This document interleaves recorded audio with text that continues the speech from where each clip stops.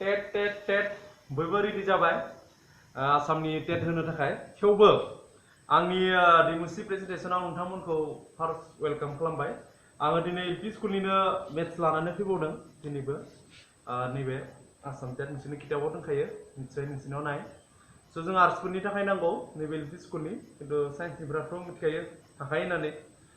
जों आर्ट्सनिफ्रा सोलोंनांगोन सोरबा बावगारना दंब्ला बैसो दिहुननायखौ माबोरै दिहुननो हागोन बेखौ आं मोननैसो नैबे बिजाबनिफ्राय बानायना होनो सानदों बेलेग बेलेग मेथडआव बा कमनबो गोलैनो हागौ नोंथांमोना जुदि नायोब्ला नोंथांमोना जुदि प्रेक्टिस खालामाखैबा थाबनो लिरनानै ला आङो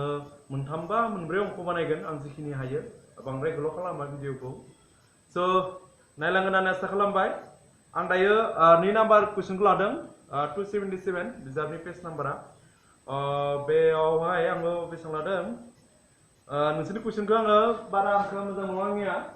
होमब्लाबो आङो लिरनानै लाग्रोबाय बर्डआव कुइसनखौ आङो नैबे नोंथांमोना बिजाब दोनखानायलाय बिजाबाव नायना ला आं बिनिफ्राय नायला हरबाय थासिगोन नैबेखौ बे दोनगोन आंनियाव दोनना लानोसै कुइसनखौ गेजेर गेजेर फरायगोन आं बेखौ फरायना लानोसै सुमिन ना बेयाव दोनना नायखानाय सुमिन आरो टुरिस्टनि बैसोनि रुजुथाया 8:15 दे कमनबो गोलैनो हागौ आं कमन गोलैगोन होननानै प्रेक्टिस खालामो बेखौ 9 बोसोरनि उनाव बिसोरनि बैसोनि रुजुथाया बेसेबां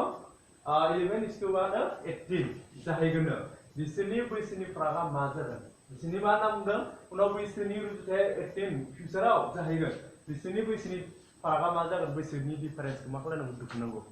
मा खालामगोन मा खालामा जाबाय सोरबा एक्स हमो खिन्थु नियाव दा नाम दोनखाय नालाय प्राय नोंसोर जुदि नाम गैयाब्ला एक्स फोर हमना लाबानो जाबाय दे नोंथांमोना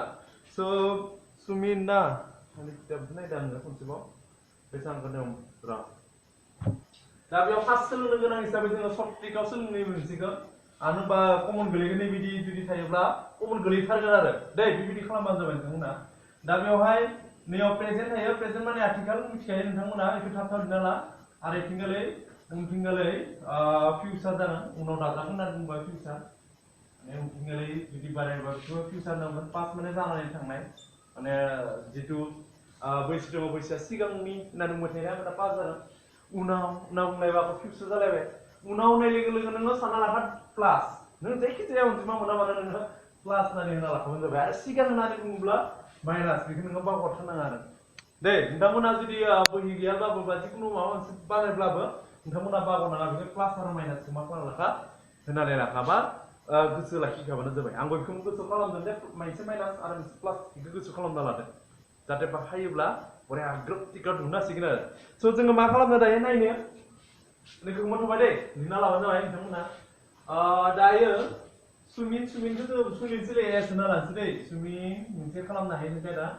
टुनुसखौ टि होना लानोसै निथिंगालै होना लाबानो जाबाय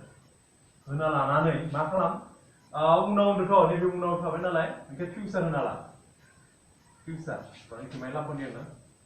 फिउचार बारा मोजां नङाबो जानो हागौ दे आंना बर्डआ स्कुलनि जोंनि फरायसालिनि बे स्कुलनि माबायावनो बर्डआवनो खालामनाय जादों व्हाइट बर्ड गैया नालाय उनाव बायगोन आं जुदि नोंथांमोना जुदि आंनि चेनेलखौ गाहाम मोननानै साबस्क्राइबजों लोगोसे लेक खालामोब्ला बा लिरना होयोब्ला आङो उनाव फोरोंलांबाय थानो खालामगोन खिन्थु आं क्लास 10नि थाखाय बांसिन फोरोंगोन साइन्स साबजेक्टखौ लायो आं बांसिन खिन्थु मेथ्सखौ बारा फोरोंनाय जाया अब्लाबो नोंथांमोननि सिगाङाव देखायनो आखायाव लादों नोंथां मोननो हायो होनबा हाद्राय नङा मेथ्सखौ स' फिउचार हिसाबै जोंहा मा होनो एस ना सुमिना फिउचाराव उनाव बेसे जादों फिउचारना 11 आरो टुनिसना बेसेबां 18 बेखौ लाबाय बिनिफ्राय दानिया मा जागोन टुनिस आरो बैसोनि रुजुथाया दानि जागोन दे बियो बुजि मोनदों ना बिसोरखौ सुमिन आरो टुनिसनि दानि लिराखैबाबो खिन्थु दानि जागोन आरो बेवहाय मिथिखानाय खोथा प्रेजेन्ट माने आथिखाला बेसेबां 8 बेसेबां मिथिंगालै 15 8:15 दा नोङो बेवहाय गुवार जाद्रायबाय नामा आंनिया एसे खाथियाव लिरनि दे नियाव बेसे जागोन 8 मामोन प्रेजेन्टमोनथ' प्रेजेन्ट नियाव 8 मिथिंगालै बेसे जागोन 15 दा बेवहाय मोनसे बुस्थुल' नायनांगौ नोंथांमोना नायनांगौ मा नैबे फारागखौ नायनांगौ नों फार्स्टआव नियाव फाराग थायो बेसेबां नैबे दानिफ्राय 11 बेसेबां फाराग दङ 3 रेसिय' होना लाजायो आर होना लाजायो रेसिय' मिथिंगालैबो बेसे जागोन बिदिनो 3 बेबायदि गोरोबखायोब्ला टेनसन गैया बानायनायाव जुदि गोरोबाबासो एसे मा जायो नैबे रेसिय'नि मोननैथिं गोरोबाबासो एसे जोंहा माने असुबिदा नुजाथियो आरो अब्ला नोङो बे असुबिदायाव खारहोनो हायो निथिं मोननै डिफारेन्सखौ लाना बेबायदि अंक बानायगोन दा नै मोनसे फार्स्ट सिम्पल बानायनानै बे फैयोब्ला जों थाबनो दिहुननानै एन्सारखौ 30 सेकेन्डसआव दिहुननानै बानायखागोन आरो जोंना थाब लिरनो जाबाय बेखौ बानायनानै होदोंमोन जाबाय दा 3 रेसियो लाबाय नियाव 3:2 मोननैनि रेसियो समान जानायखाय जोङो 3R लाबाय रेसियो इजिकेल टु माने बेसेबां सिगां होनना बुंदों 9 बोसोरनि उनाव होनना बुंदों 9 बोसोरखौ नों खालामना नियाव ला दे सिगांबाबो जुदि बेसेबां मान दोङो बेखौ नायना लाबानो जाबाय नियाव 9 दों नालाय 9खौ लाबाय लानानै नों मा खालाम बिनि मान मोनसे एक माने 1 रेसियोखौ दिहुनना ला जोंनि बे R लाखाबाय आङो 1 रेसियो बेसे जागोन 9/3 राननानै होब्ला बेसे जागोन राननानै होब्ला 3 नोङो नियाव 3 मोनबाय आरो रेसियोखौ 3 मोनबाय माने मोनसे रेसियोआ बेसे स' दानिया सोरनि दिहुननांगौ बेखौ नोंथांमोना नायदो बिसोरनि बैसोनि फारागसो दिहुननो होदों बा फाराग दिहुनोबा बिनिखौ नैबे गाहायनिखौ नायदो प्रेजेन्टखौ दानिखौ itu maka kan dah direct santana apa jalan deh so santana apa jalan ini tinggal lansai tinggal mesti mana ini dah pada tinggal ini huruf apa nih tinggal mesti nanti deh so 11 itu 18 na ini maka sumin nya bisa ngeleng suminnya dine ratio na lah dan yo dine ratio suminnya dine ratio dine apa itu bisa mudah nih mana 3 बेसेबां दाइन जिन्दाथाम 24 दाइन जिन्दाथाम बेसेबां जागोन 24 स' आरो मोनसे बानायबावनांगौ नै गाहायद्राय जागोन नामा नैयाव एसे बानायनोसै दै नोबोरै थिंगालै बांद्राय गाबोन थिंगालै न'आव जानांगौ आङो एसे बर्डआनो जागाखोलाय जाबाय स' नैयाव बानायनोसै एसे फिसा होननानै थिंगालै बानायनोसै स' मानि बानायनांगौ टुनुस निया बेसेबां 15 ratio 15 into R ni mana 3 बेसेबां 3 संजाब 5 जिबा आखाव थांबाय बेसेबां से 3 संजाब से 3 आखाव थांबाय सेजों 45 45 जाबाय नैबे 45 नैबे 24 दा बिसोरनि फारागखौ दानख'नांगौ जाबाय दा जोंहा दानख'नांगौ फारागसो गिदिर नालाय बा दानि बेसे सोरनिबा दिहुननांगौ मोनसेबा मोनसे दिहुनना होबामोन मोनसेबा मोनसे दिहुनना होबामोन टुनिसनिया दानिया बेसेबां 45 आरो बिसोरनि एसनिया दानिया बेसेबांबा बिनिया जागौमोन सुमिनिया खिन्थु दा बिसोरनि फारागसो बुंदों नालाय फारागबा नोङो खालामना होबानो जाबाय फारागखौ टेनसन गैया कि माइनास मा जागोन एस टुनुस आरो एस बाय एस आरो टुनुस बाबो जागोन नोङो बे टिनिया बेसेबां टुनुसनिया 45 आरो बे एसनिया बेसेबां एस माने सुमिनिया बेसेबां 24 दानख'ना हो बेसे जागोन ब्रैनि उनाव बा से बेनिफ्राय नोङो 21 बोसोर मोनदों आंनि एन्सारा स' बिजाबनि नायनाय जों 21 बोसोर नङा नङा नै नाम्बार 21 बोसोर थिगानो जादों निश्चय नोंथांमोना बुजि मोनदों रिपिट खालामना नायफिननो जाबाय 21 बोसोर एन्सारा कारेक्टआनो जादों खिन्थु जों बिनिखौ बानायजोब्बाय बोसोरनि खेलाखौ बेलेग फर्मुला मोनफ्रोमबो माने कुइसनारि बेलेग नैनि दै मोननैसो गोरोन्थि दङ मोननैसो जाद्रायासै आरो माबा प्रिन्टफोरा गोरोन्थि जालांनो हागौ खिन्थु फ्रायानो थिगानो दङ जोङो दिनै मोनसे लाबाय 3 नाम्बारया सेम नोंथांमोना दानो बानायनाय इमिडियेटलि बानायना जुदि बानायाखैबा इमिडियेटलि बानायना नाय जों बोरैखौ बानायगौमोन खिन्थु सेया एसे माइ कुइसना बेलेग बे से कुइसनखौ जोङो मानो बानायना लानि बा जों मोनसे बेलेग बानायगोन बेखौ सेनिखौ दा बानायग्रोनो हागौ 3 नाम्बाराव बानायगोन दा मोनसे बेलेग होनानै आं दा कुइसनारि लिरफिनलायनांगोन एसे आरो लिरफिनना लानोसै आं कुइसनखौ निश्चय नोंथांमोना बेखौ बुजिदों मोजाङै नायना ला नों सुमिन आरो एसखौ होना लाबाय मोननैनि रेसियो दिहुनना लानानै नैखौ दिहुनना ला नों मोनसेनि रेसियो खालाम बेनिफ्राय दाइनजों मा खालामदों एसनि नैबे जिथु रेसियो दङ बेजों सानजाना रिजोब मोनबाय टिनिया बेजों 15 आरो बे रेसियो बे 3 खौ होनानै सानजाबाय बुजिबाय दानख'ना होबाय टिनिफ्राय एस दानख'बाय जों बेसेनि बैसोआव थाबाय सां बिदिसो निश्चय कमन कुइसन निश्चय आंनि फोथायनाय दङ फैथारगोन दै मोनसेबाबो फैथारगोन स' नेक्स्ट मोनसे बानायलायनोसै जोङो फिन कुइसन बेलेग मोनसे एग्जाम्पल लाना फैदों दहाय जोङो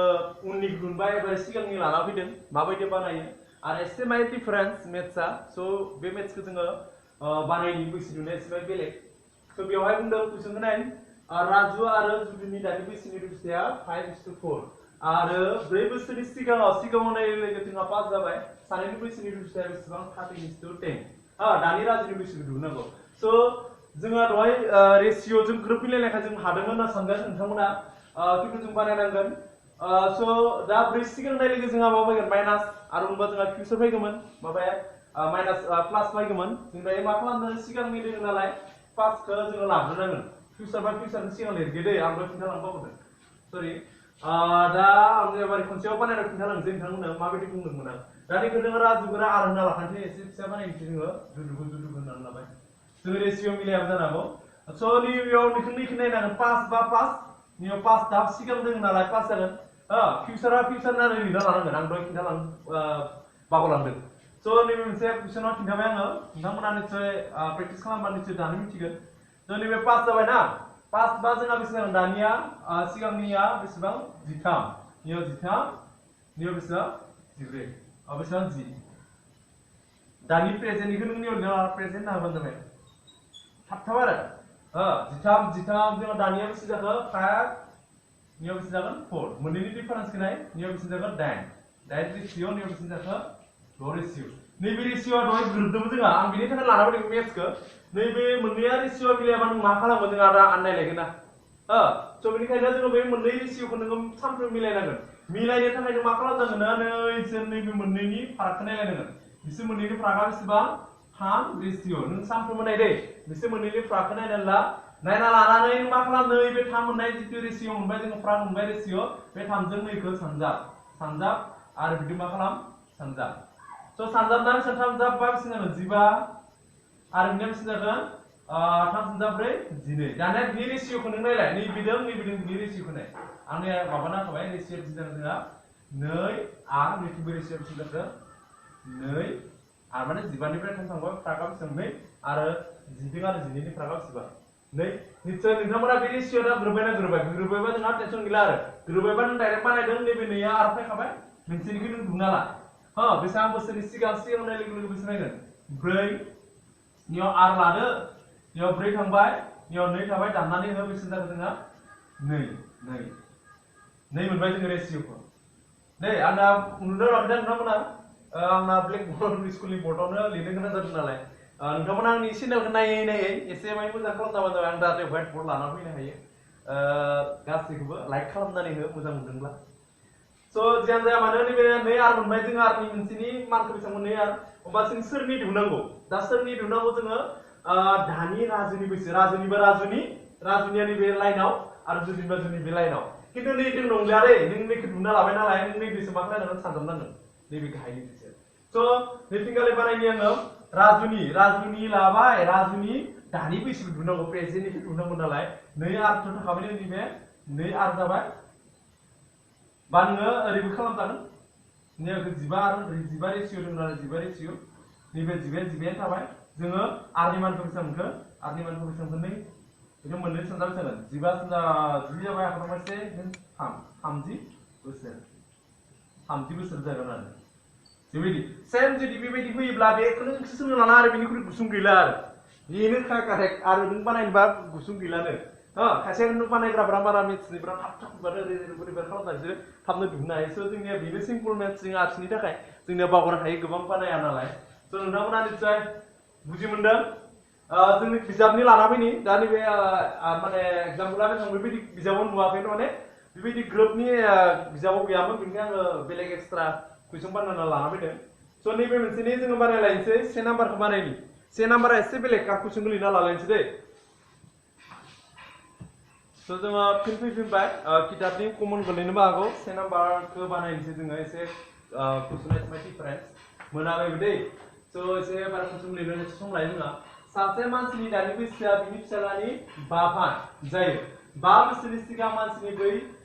बैसोआ बै समनि मा जायो बिनि फिसालानि 10 फान जायो अब्ला मानसिनि दानि बैसोखौ दा बेवहाय जोंहा एबो गैया मानसिनि नामबो गैया जों बेखौ थाब हमना लाबानो जाबाय नोंथांमोना मा हमनानै ला हमबाय लेट गुसुं खालामबानो जाबाय मानसिनि दानि बैसो होनना लिरना ला गुसुं बर्डआ थोआबो जानो हागौ दे जायगा गैयाबो जानो हागौ बैसो जिखुनु बेसेबा एक्स होनना हमना ला आरो फिसाज्लानि बैसो फिसाज्लानि दानि बैसो मा हमना लादों वाइ ओमफ्राय एकर्डिं टु कुइसन जों सोंथि बायदियै मा नाम होनो जोंखौ सोंथि बायदियै सासे मानसिया दानि बैसोनि बिनि फिसाज्लानि 5 फान गिदिर होननानै बुंदों अब्ला एक्स जिखुनु बेसेबां सासे मानसिया बेसेबां 5 वाइ माने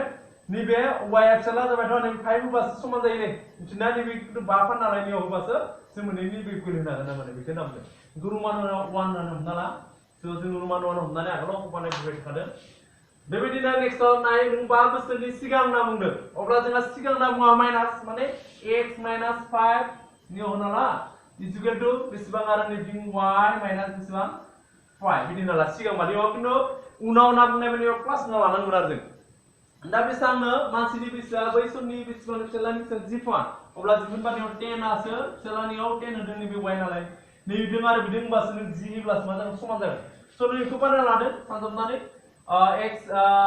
y थाखाबाय बियो टेनसन गैया जोंहा बिदि खालामबा 10y माइनास निथिंगालै बेसे जागोन 50 जाबाय स' बेखौ जों मा खालामनो हायो जों दा 5 नि जों नोङो x खौ ओरै लादो बेखौ 10 खौ लाना फैदो होनब्ला बेसेबां 10 y बेखौ इथिं लांबा बेसे जागोन प्लास माइनास जुदि खालामोब्ला नों डाइरेक्ट गुसुंखौ बानायनो हागोन र' दै बेखौ एसे बानायनायखौ स्टाइल बानायना हरसै स' नियाव x आनो थाबायथ' x खौ x थाबाय बेखौ इथिं लाना फैबा मा जागोन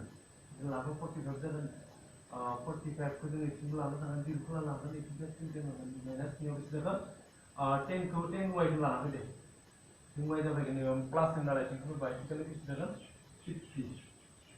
50 जागोन स' जोङो बेखौ मा हमना लादों दायो रमान हमना लादों रमान बेसेबां रमान हमखाबाय 2 हमना लादों रमानखौ हमना लाबाय आरो दै जायगायानो जोङो बटानो थोनो नागिरा नङा स' होमबाबो आङो बानायना होनांगौसो नालाय थाब बानायना होबाय स' जों दा मा खालामनांगोन x माइनास 10 जाबायथ' इथिंखालि y जाबाय जोंहा बिफानिखौ सुनांगोन नालाय मोननैखौ मा खालामनांगौ दानख'ना होदो दै 2 जों आरो 1 निफ्राय 2 खौ माइनास खालामनांगौ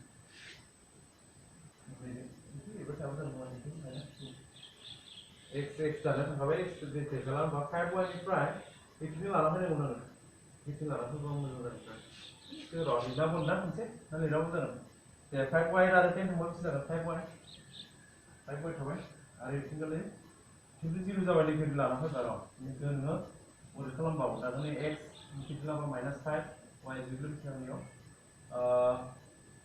0 1 सरि जादों नैबे माइनास दानख'नाय जागोन नालाय गुसुं खालामदों नालाय 50 निफ्राय 45 थांगोन नालाय बेसेबां 45 स' 45 जाबाय दानख'नाया आंना गोरोन्थि जादोंमोन बेखौ जों रमान होनानै बेखौ गोरोन्थि जादोंमोन स' 5y थाबाय बिनिफ्राय दानख'बा जोंहा x दाना थांबाय 5 नियाव 5y थाबाय जोंहा 40 थाबाय इयाव 40 थाबाय 45 राननानै नैबे y नि मान जाबाय इथिंखालि 45 नियाव बेसे जागोन 5 राननायाव बेसे जागोन बेसेबां 9 मोनबाय माने फिसालानि दानि बैसोआ बेसेबां y बा बिफानिखौ जों दिहुननांगौ बिफा माने मानसि आरो मानसि x नि मान दिहुननांगौ बेखौ नों मायाव बानायबानो जाबाय निउ बानायनोसै ना 1 नाम्बारखौ लानोसै x माइनास बेसेबां 5y स' होमबा x लाखिदो बेखौ लांबाय इथिंखालि लांबा नियाव 0 दङ ना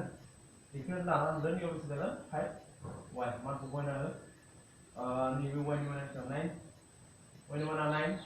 दानिया गुसुं दाबा बेसे जागोन 45 बोसोर 45 बोसोर जाबाय थारमाने सासे मानसि x ना हमना लादोंमोन दा जों मानसिनि दानि बैसोआ बेसे जाखांबाय x जों 45 किताबाव दङ ना गैया नायनि एसे जोंहा मा होनो डाइरेक्ट मबाइलनि केमेराजों रेकर्डिं खालामजायो एसे माइथ'खौ मोनो जायो आरो फोरोंनाया रावबो मानसि गैया नालाय सोंग्राबो गैया रुजादोंबाबो स' नोंथां मोनसेयाव होबाय मिलायना मिलायाखै अपसन एआनो दङ 45 बोसोर स' एन्सारा जोंना किताबजों मिलायदों स' मोनथाम अंक बानायबाय बानायबावनो गोसो दङबा नोंथांमोननि थाखाय नै मोनसे गोबां दङ बेलेग बेलेग स' निखौ बानायनो गोसो दङबा बांद्राय ग्ल'स जागोन नामा 9 नाम्बारखौ बानायनो कुइसन लिरलाय माब्ला खोनायाखै एसे गोबाव जादों दे 9 नाम्बारखौ कुइसनखौ नोंथांमोना नायोब्ला आं थाब बानायना हागौमोन दा नोंथांमोना दा कुइसनखौ माबायाव होदो दे आं स्क्रिनाव होदों हा भिडिअनि स्क्रिनाव होदों नोंथांमोना नायफिनना खनसे फरायनो हागोन नैबे 9 नाम्बारनि एसे बेलेग डिफारेन्स स' बेबायदि फैनो हागौ होननानै कुइसनखौ लिरबाय थायासै समा मोनाबिलियाव खालामफ्लांबाय एसे 3टा 3:30सोनिफ्राय बानायदों आङो स' आङो स्क्रिनाव होदों कुइसनखौ बेवहाय किताब फरायनानै खनसे नाय 3 बोसोरनि सिगां ए आरो बि नि गड़ बैसोआ बेसेबां 18 बोसोर माने गड़ दिहुननांगौ माने बेलेग नङा होमबा गोदानै सिआबो फैदेरबावबाय सिआबो दिहुननाय गड़ बैसोआ बेसेबां जाबाय बिनि उनाव 22 बोसोर जाबाय सिनि दानि बैसोखौ दिहुननांगौ स' नियाव आं किताबखौ दोनथ'बाय दे स' जोंहा मा खालामदों सिगां दोनाव नुदोंमोन र' दै सिगांबा जोंहा मा जागोन माइनास जागोन कुइसन नाम्बार 9 नि दै सिगांनाय लोगो लोगो a प्लस b माइनास जागोन सिगां नांगोन ना a माइनास b र' कुइसन फरायबावनि आङो 3 बोसोर बावगोन नैबे 3 जागोन नियाव 3 जागोन a माइनास 3 सिगांनि थाखाय दै नियाव प्लास बिदिनो दाजाबा सेबसेबां b माइनास 3 बिथिं होनोबा बिथिं होनांगोन मोननैनिबो दाजाबा सेबसे जाखो गर दुना मोनदों ना नै इजुगोल बेसे जाखो गर दुनांगौखाय एथिंगालि दाजाबा सेबसे होनना बुंना लादोंमोन बियो 18 बोसोर स' बेखौ नोङो केलकुलेट खालामना लाबानो जाबाय केलकुलेटआ ओरैबायदि जागोन a माइनास 3 a माइनास 3 आं बायगोल मेथडआव फानायनि प्लास b माइनास 3 जागोन 3 स' इथिंगालि लांबा इदिखौ सानजाबना होदो 18 दो 3 दो 2 सिनजा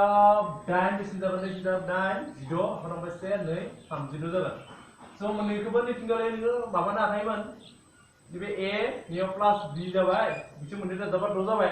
6 दाजाब जागोन हा माइनास 6 जागोन बानायना खानदे माइनास नियाव 6 जाबाय इथिंगालि 36 जाबाय स' a प्लास b नोङो ओरै जाबाय बेखौ लांबा मोननैखौ दाजाबना जागोन बेयाव बेसे जागोन 3 दो 6 दो दाजाबा बेसे जागोन 12 हरांबाय 1 नियाव 6 बा हरांबाय 1 3 4 42 जागोन स' 42 जाबाय ना नैखौ नोङो a प्लास b नि दाजागासिनो 42 दानिया मा बुंनो होदों नाय मा बुंनो होदों c आबो गोदानै फैबाय बिनिबो गर मा खालामनांगौ दिहुननांगौ नोंबा c खौबो नों मा खालामनांगौ गर दिहुननांगौ नालाय c निखौबो नोङो मा होनो एबारै मा खालाम दाजाबनानै ला स' दाजाबनानै लानि जोङो गरा बेसेबां बिसिनि र' कुइसनखौ एकर्डिं टु कुइसन जागोन नों होलाव a b c a plus b plus c गर 3 जागोन मोनथामनि नालाय मोनथाम निया मोननैनिबो नालाय मोननै दाजाबा बेसेबां 22 सिनि मान दिहुननांगौ ओंखारखाबाय दा स' बिदियाव a plus b plus c ओरै खालामना लाबाय लानानै नैबे 3 दं नैबे खालामबाय जों 6 जागोन 66 बिनिफ्राय a प्लस c मोननै ब्रेकेट खालामना लाजागोन a प्लस b माना बिसिनि a प्लस b नि माना 42 दाजाब c नियाव जागोन 66 स' प्लास्टिकल लुना नङा दै नुवाबा एसे कमेन्ट होबा जाबाय एखदम बानायसै दे स' 42 आ नैबे c खौ लाखिदो इमप्लाइ नियाव c जाबाय आथिंगाल नैबे दाजाब दं आथिंगाल लांबा मा जागोन दानख' जागोन नैबे 66 दानख' बेसे जागोन 42 नियाव नै जाबाय 42 स' नैनिफ्राय थांबा 4 निफ्राय 6 निफ्राय नै थांबा बेसेबां जाया 4 नैनिफ्राय 24 माने 24 मोनदों आरो मा मोनदों नों 24 c नि मा होनोमोन र' c नि दानि बैसो c नि बैसो 24 बोसोर सेन्सारा जाना जायाखै जाना जायाखै 24 सिगांथ' a खौनो जुदों बेयावबो e आनो गोजा फ्रायखौनो होयोबाथाय बिसोरो जेनेबा जों बेबायदि एखेबा ए नाफाय नाबा जानाय नङा दै एसे प्रेक्टिस खालामबाय था स' आङो बेखिनि अंखौ बानायनानै नोंसोरखौ फोरोंनो हानानै आं जोबोद गोजोननाय मोन्दों मानो होननानै बुङोब्ला जोंहा बर'आव बारा बांसिन बेबायदि फोरोंनाय मोनानो अब्लाबो आङो एसे खस्थ' खालामनानै जितु जि सम दिहुननानैब्लाबो आं बानायनानै होबाय नोंथांमोना जुदि मोजां मोनोबा लाइक खालाम दै एसे जोंहा बाहाय फट'नाटा जालांखागोन केमेरा दिखांनायाव जोंहा थाग्रा मानसिफोरा रावबो गैया नालाय नोंथांमोनजों एसे फेस टु फेस रायलायनो मोना नालाय एसे मोनसे बाहाय बोरैबा जायो बुंनायफ्रा स' नोंथांमोना जुदि माबाफोर सोंनो गोनांबा कमेन्ट बक्सआव सोंहरबानो जाबाय बिनिफ्राय साबायखर होयोबा साबायखर नोंथां जिखुनु लोगोबा लोगो आं दा लोगो हिसाबैनो मानसिफोरा सोबबो होगोन नालाय जों लोगोखौनो हमना लाबाय स' बेखिनियाव दोनथ'बाय भिडिअखौ नोंथांमोना एसेबाबो सोलोंनो मोनबाय दिनै आङो नेक्स्ट डे फैफिनलायगोन सानसे मोनसे मेथ्स लानानै फैगोन स' बेखिनिनि थाखाय दिनैनि थाखाय दोनथ'नाय जाबाय गोजोन्थों